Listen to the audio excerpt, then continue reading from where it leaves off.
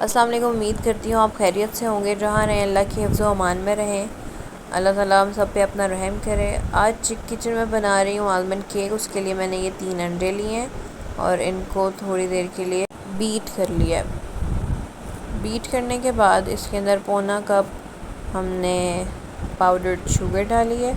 सब इंग्रेडिएंट्स मैं डिस्क्रिप्शन में मेंशन कर दूँगी, वहाँ से देख लीजिएगा। उसके बाद इसको थोड़ी देर के लिए थोड़ा मिक्स करेंगे। फ़ौरन इसको बीट नहीं करेंगे वरना ये चीनी उड़ती है फिर, क्योंकि पाउडर्ड है इसलिए। अब इसको बीट करने के बाद इसके अंदर 1 टीस्पून वनीला एसेंस डाला, फिर से इसको बीट किया और येलो कलर देने के लिए दूध के अंदर ज़ाफ़रान और बटर डाला ताकि उसका कलर येलो आए instead of using food colours.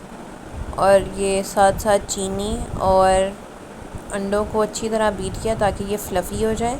आपको नज़र आ ही गया होगा कि वाइट और फ्लफ़ी हो गया, यानी कलर चेंज हो गया, इट वाज़ येलो।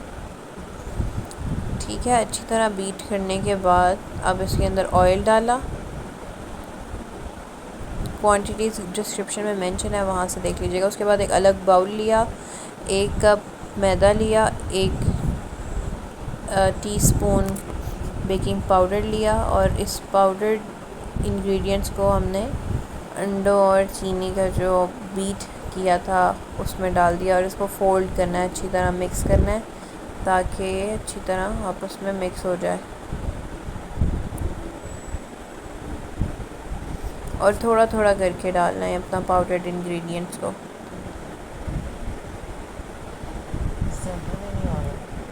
आपने की उसके बाद ये हमने जो दूध, बटर और ज़ाफ़रान का जो लिक्विड बनाया था ये डालेंगे ताकि इसका कलर येलो आए। उसके बाद ये आलमंड्स को मैंने बिल्कुल चॉप करके रखा हुआ है, तो ये डालेंगे क्योंकि आलमंड केक है तो डेफिनेटली आलमंड ज़्यादा इस्तेमाल होंगे। और उसके बाद प्री प्रिपेयर्ड सांचे में हमने अपना बैटर डाल दिया। इससे पहले ये सब तैयारी करने से पहले हमने कुकर या ओवन को प्री हीट कर लिया था।